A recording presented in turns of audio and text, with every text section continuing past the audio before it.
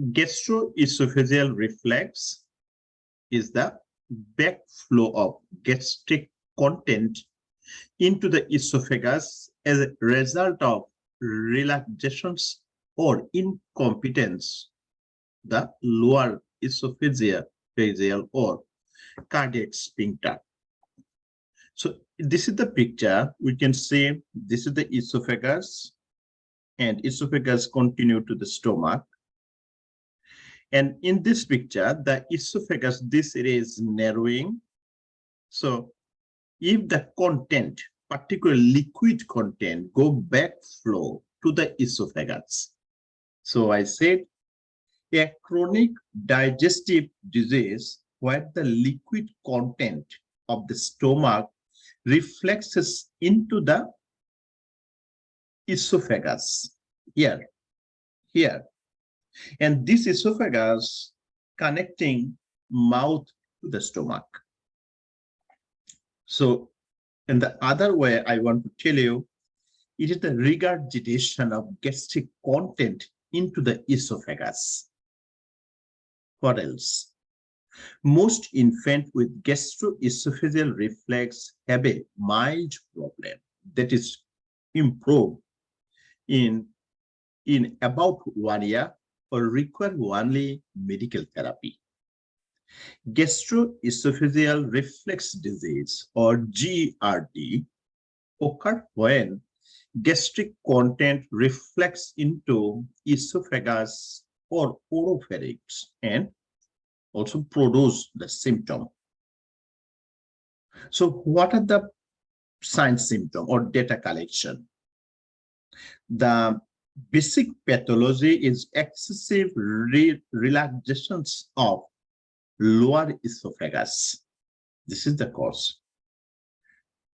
If infant have GERD, the infant present with splitting up, crying, or aching of back, failure to thrive, also respiratory difficulties.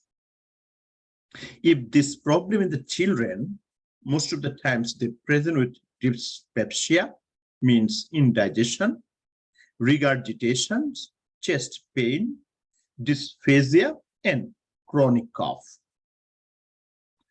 So what else?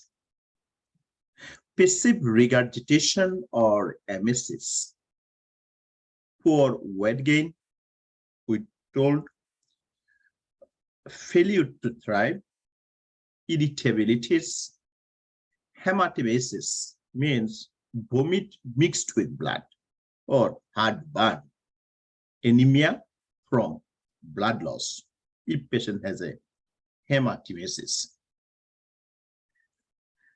What is the nursing intervention? Before to go nursing intervention, I want to tell you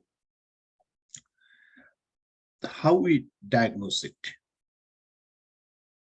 So a good history taking or clinical examination is helped to evaluate. Doctor prescribed upper GIT series, barium swallow, or esophageal pH monitoring can help.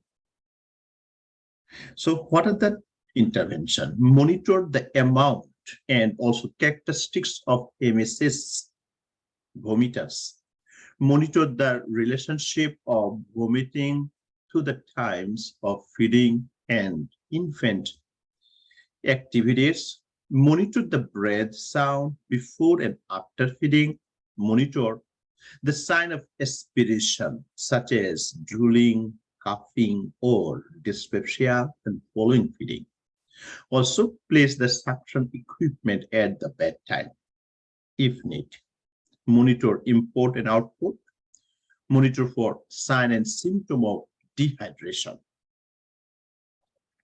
And also assist the maintain IV fluid or complications of gastroesophageal reflux disease include esophagitis or esophageal stricture, aspiration of gastric content, and also aspiration pneumonia. Now, what are the positioning during the feeding? NCLEX board like this question.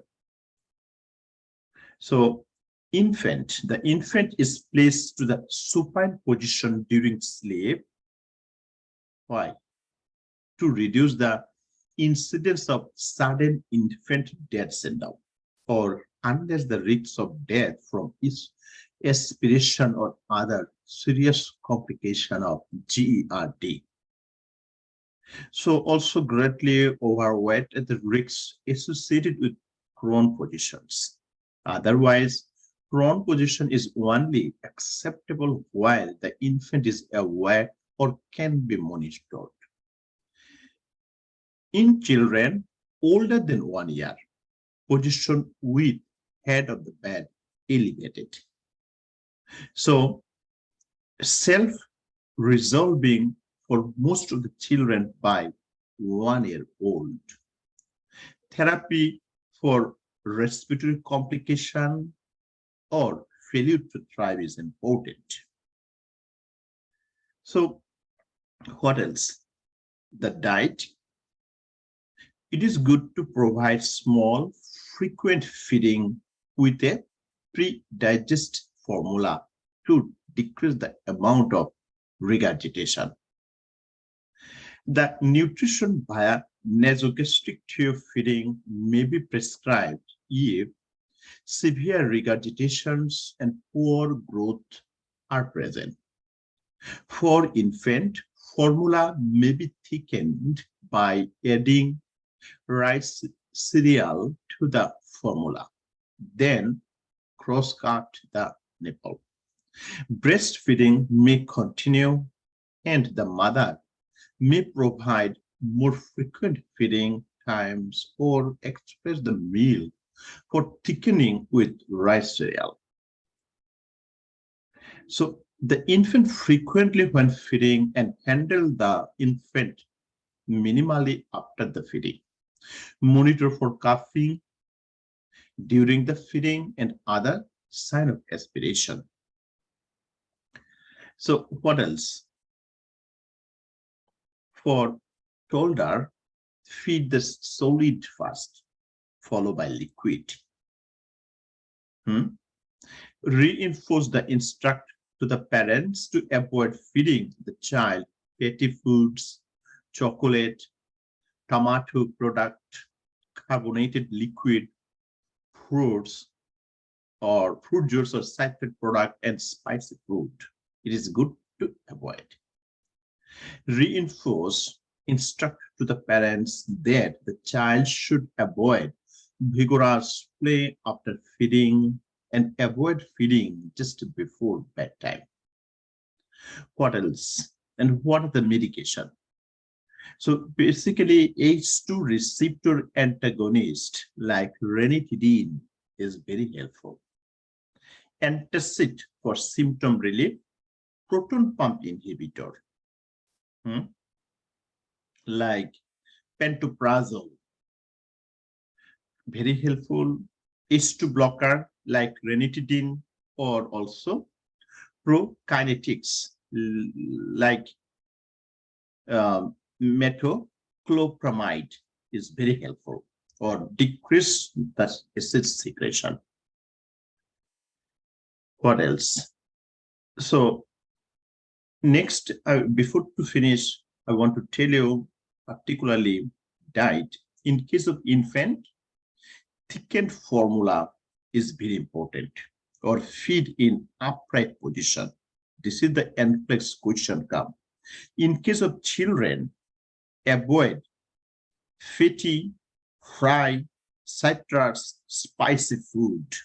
Also eat some small meal. Remain upright after meal. Elevate the HOB, right, head of the bed, and also lose weight if applicable.